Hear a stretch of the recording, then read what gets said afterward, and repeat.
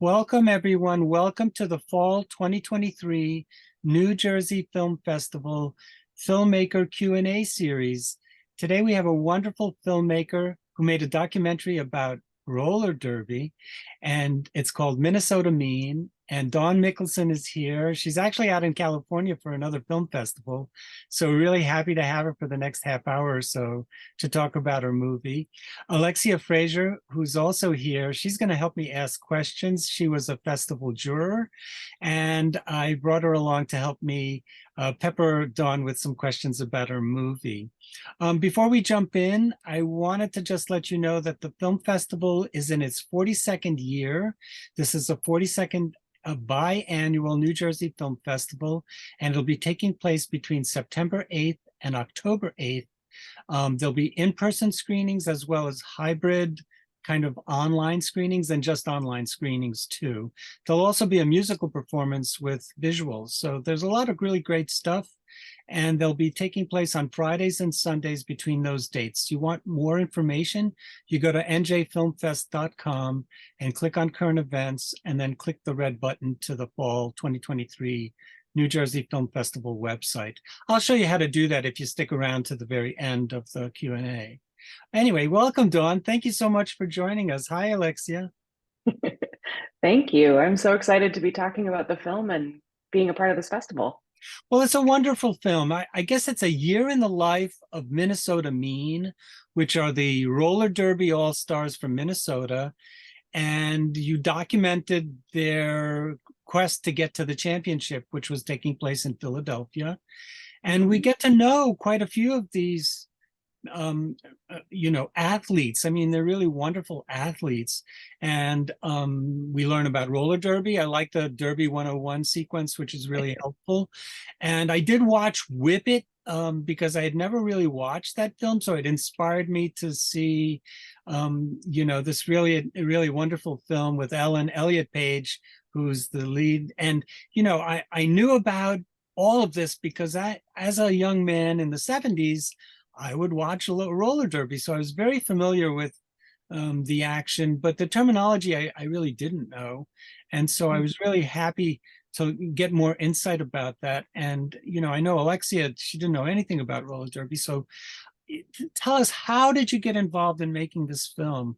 I mean, it's obviously a labor of love for you too. Absolutely. I'm so glad you saw Whip It, because that is the film that has inspired the last few generations of roller derby players. They see that film and they all just want to get out there. So good choice on the on the research film. And it's just such a fun film. I started getting interested in derby because my friend Lisa joined the team when she was around 40, and I was in shock that she would join a sport that aggressive at the age of 40. I was like, you are going to hurt yourself. But cheering her on like a friend. Yeah. And what she became a part of was this beautiful community of women that were so incredibly supportive of one another. She started skating under the name Bernasty, which I kind of love. But she ended up getting an injury second or third season, I'm not sure when. And the whole team rallied around her and took her to doctor's appointments and brought her food. And it was like church. It was like her church community, except it was roller derby, which I guess, I don't know, that sounds more fun to me, a roller derby community. But anyway, I just love this powerful community of women who are there for each other. And I think that often women, particularly powerful women, are pitted against one another as like, ooh, you're really, you made it. Now let's make sure nobody else makes it. And I think roller derby is a great example of a space where that's not the case, that this is about raising one another up. And yes, they hit each other, but they also take each other to doctor's appointments. So that's how I fell in love with derby. And then when I brought the idea to the team early in 2017, they loved the idea of participating because a lot of what had been done besides Whip It in terms of the public perception of roller derby was kind of inaccurate. It kind of was for the male view, right? Male lens. It was, look at them in their short skirts and ooh, they're fighting, they're cat fighting. And that's just not their world. And so they wanted to be seen for who they are, which, are athletes at the end of the day, athletes who are fiercely dedicated to one another and to the sport. Well, when I was growing up, I remember Kansas City Bomber was another movie that I saw with Raquel Welch. And the roller derby back then was a kind of a mix, it was not just women, it was a guy gal thing, if I remember correctly. And then there was another movie called Rollerball, which was a futuristic version with James Caan. Those were the roller derby movies that I knew, but you're absolutely right. It was definitely WWE kind of thing back then. It was not meant to be a form of athleticism. It was really more of a kind of a spoof or a joke. And I think the renaissance of roller derby in the 21st century is really about girl power. I mean, yes. And I think it's definitely taken a good turn. It's no longer, I think it's meant to be fun too, but I think it's serious. Yeah. So yeah, no, and it's funny. What I love not the most. I'm going to say I love the most about 50 gajillion things about roller derby, but one of the things I love the most is that they still hold on to that sense of humor about the sport, right? It's like it's a very athletic sport. They're working hard. They're doing, they're working out all the time, but they're also still skating under names like Shiver Me Kimbers and Gertrude Stein. So they're holding on to, I think, the best of the roots of derby, which is that sense of humor, that playfulness, while still being phenomenal athletes. Absolutely. Alexia, go ahead. I've hogged all the questions so far. Okay, was there ever trouble with filming at any of the roller derby events, or what was the biggest challenge that you faced while filming? I'll say that besides finances, which is always a thing for independent filmmaker, we did have a crowdfunding campaign to get us to Philly in the end, which it was funny because I ended up, I was like, I can't go unless we raise like $5,000 in a few days. And so I just threw it up on, it was Seed and Spark. And we raised the money within 48 hours. Wow. And I was like, oh, I should have asked for more money. but besides the finances, I would say that the WFTDA, which is the governing body of roller derby, has been absolutely wonderful throughout this, and have once they realized what the vision was for the film, they were completely on board and full access to everything, except when we got to Temple University. I think it's Temple University in Philly, which is where the champs were. And this was not the WFTDA's fault, but there were rules at the venue that I didn't realize existed, that essentially all camera crews needed to be union camera crews. And we were just a bunch of ragtag filmmakers. We, didn't have that union card. And, I am not against union cards. We just didn't have them. Right. And so we came in and we were stopped and said, you can't shoot. And I remember just, I'm like, we raised the money to get here. We're here. Yeah. This was really, and this is our final like scene. Yeah. And we can't shoot it. And luckily we were able to negotiate a deal with the union where they had a minder hang out with our crew. And we paid for that additional person. So thank God for that. But I remember just like, I almost turned into a puddle in the middle of the arena because I was just like, are you kidding me? So when I shoot future derby, which I believe I will, I'm pitching a series right now, going to have much more communication with the venues as well. That's the thing about filmmaking, Murphy's Law, it's just you get to one point, then there's another obstacle to overcome. And, my students, I teach them that right from the get-go. You need to have a plan, you need to be organized, and you need to be able to kind of deal with any obstacle that comes into, and it seems as if you got over all the obstacles. But unfortunately, it seems like, oh gosh, I wrote her name down and I can't find it now. Brickyard. Brickyard's behind me. She's the gal in red Redhead. in the Yeah. middle, and she's wonderful. She seems to be the primary focus, although I must say Smokahontas and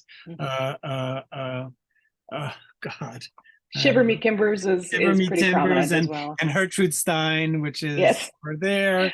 And so all of these gals, they seem to be the focus. And yet there's other parts. I mean, you couldn't do all of them in depth. And I think you did do an excellent job giving us a peek behind the scenes of, you know, supportive husbands and all the kind of support crew that goes behind this, and how very much it is a family. Did you become part of that family too, as a result?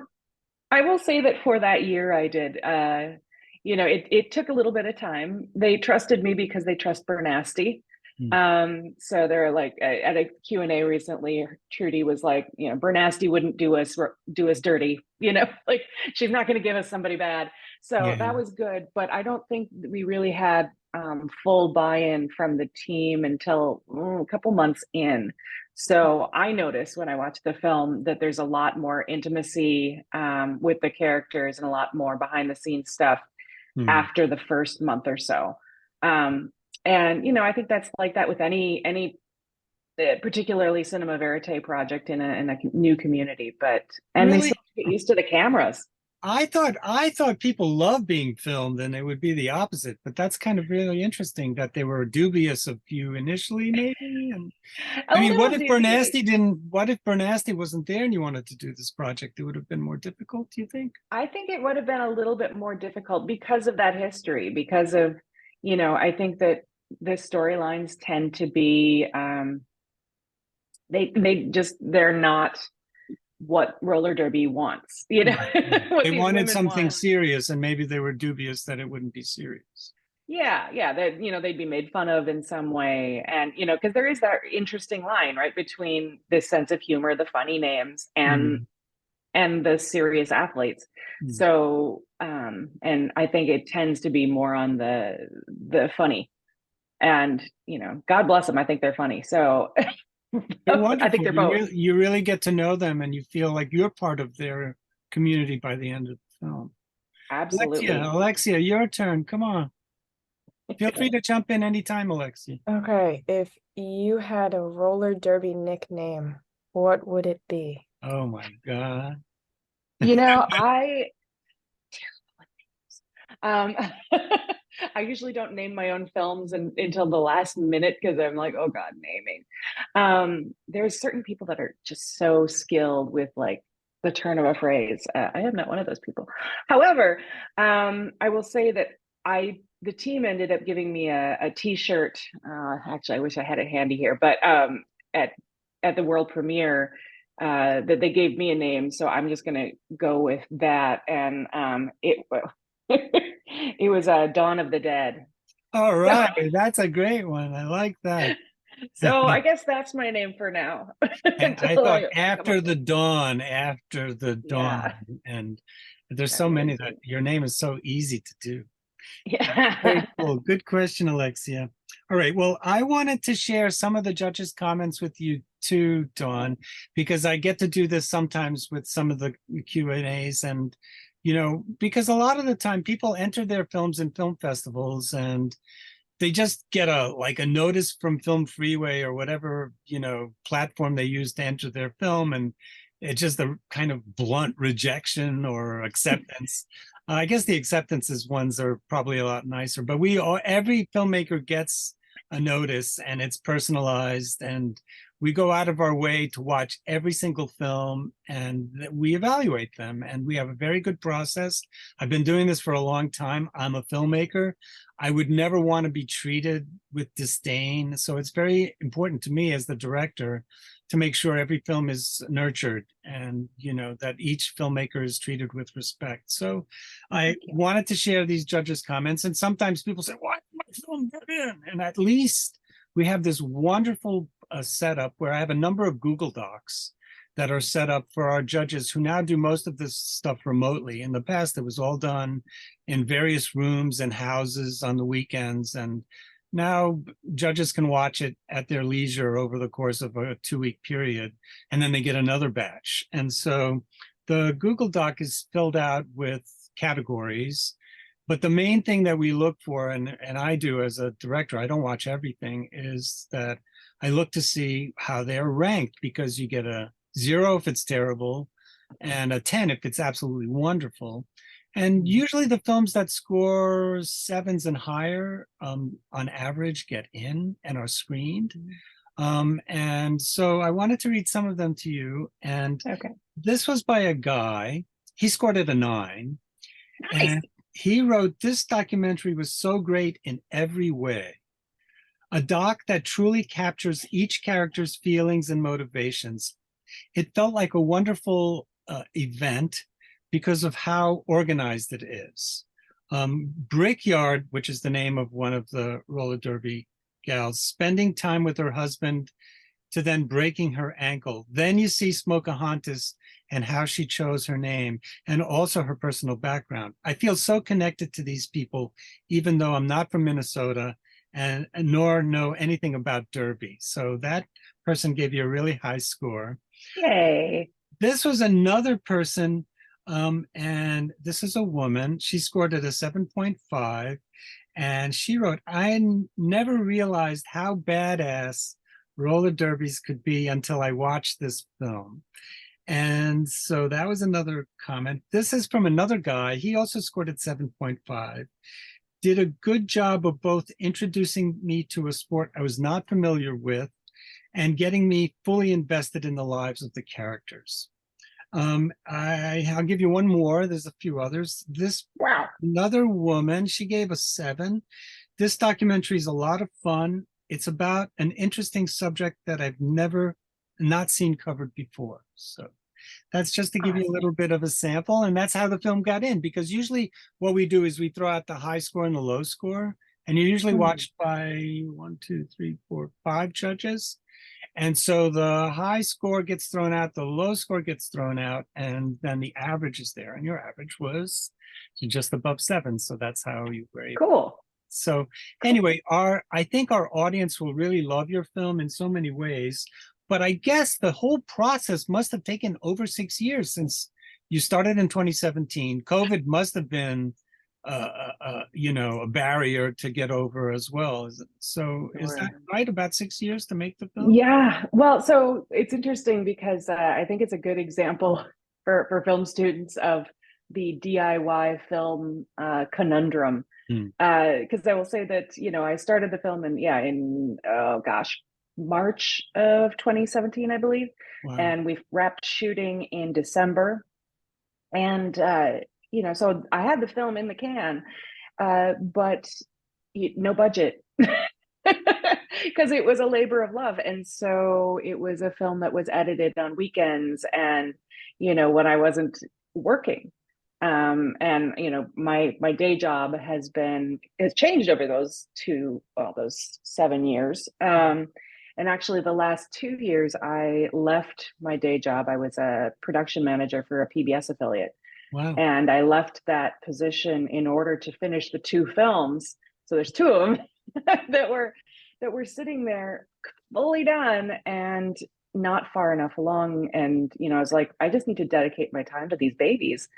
And so the other one is actually Finding Her Beat, that premiered at Mill Valley last October, but was shot after Minnesota Mean. So I had these 2 films that I was kind of editing back and forth, and they do influence one another. And so my dream is actually to do back-to-back screenings of them, Cool. with film folks, just to kind of get their sense of how they impacted each other, because they absolutely did. But Finding Her Beat is about a group of taiko drummers, women, and taiko, the large Japanese drums. Yeah. They're the best in the world, and they've been denied access to playing center stage. That was always a man's role. And so these top players from around the world came together for this concert in 2020, early 2020, just before the pandemic. And so that is also a story of women reclaiming their place and creating community and making something powerful and amazing. And so, yeah, I had these 2 films going. I'm going to send you a waiver so you can submit it to us, because we're there. Once we get a film in, we really nurture our alumni. So, That'd be but great. I'll talk to you about that after we're done with this. But Alexia, you Yeah. get to ask the last question. Hold on, I wrote them out. Let me just pull it up. All my notes here, and I can't even read my writing. I guess mine kind of calls back on your earlier question, but what inspired you to make a film showing both the strength and vulnerability of roller derby girls? And also, I feel like you were talking about your other movie, which is also about groups of women. What inspires you to produce and make films specifically about groups of women and their passion?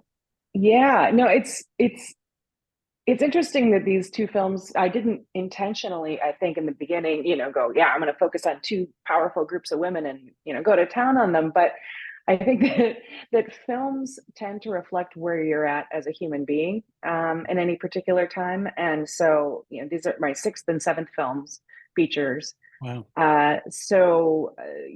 If you look back at my IMDb, you'll kind of see what I've been thinking about over the last 20 years, right?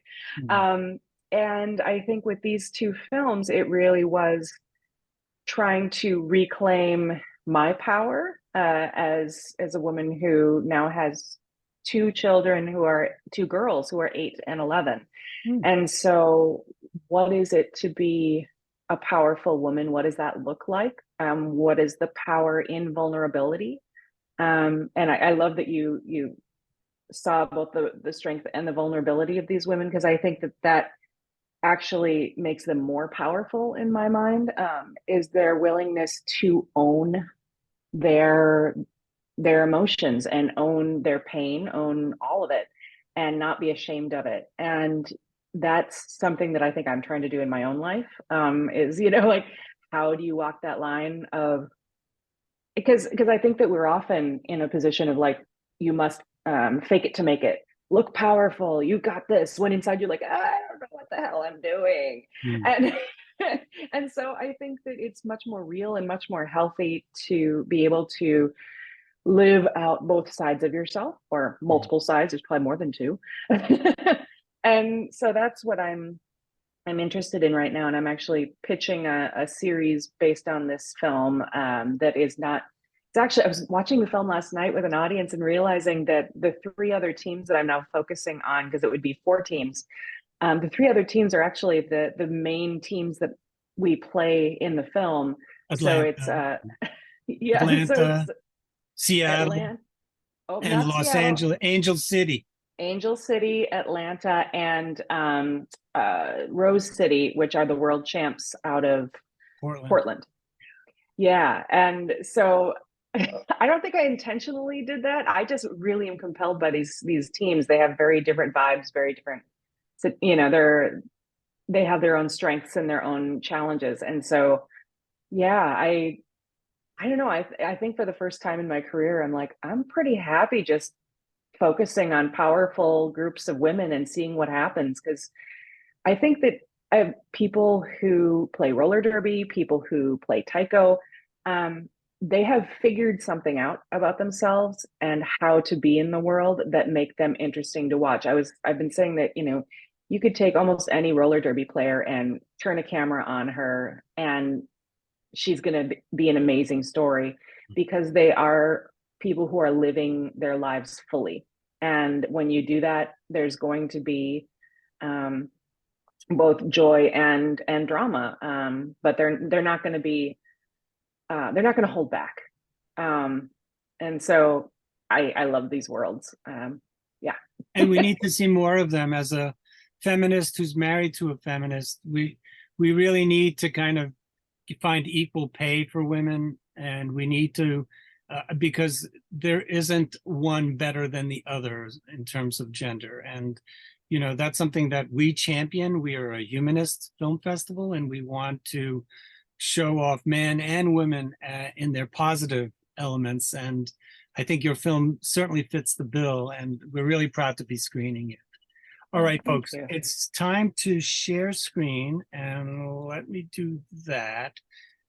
So you want to come to our festival or you want to see this movie, what you would do is you would normally go to our website, which is njfilmfest.com. That's our normal way. And normally everything would be here, but because of the pandemic, we've become a hybrid festival. We did remote viewing exclusively for the first 2 years, basically, of the pandemic, just about. And we're now doing in-person screenings, but not complete set of them for a variety of reasons. But when you get to our homepage, this is what you'll see. And you need to click current events, which basically just bounces you down a card. And you'll see Fall 2023 New Jersey Film Festival with basic information. And instead of everything being here, we need you to click on this red button, which bounces you to our Eventive page. Eventive is our streamer. They provide a stream for all of the films we're screening.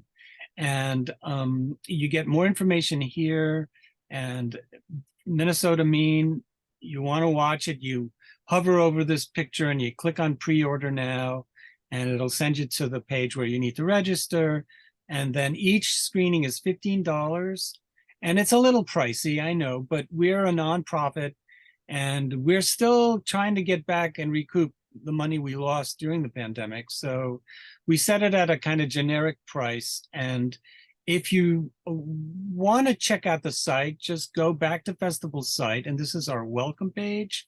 And there's 4 big buttons that you can click on to see what they offer. But this is, again, basic information, sponsors, and things like that. You want to buy an all access pass, it's $100. It's a really great deal because you get to see everything basically at half price.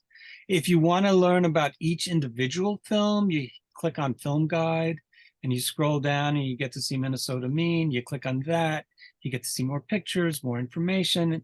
And of course, there's a link where you can buy a ticket.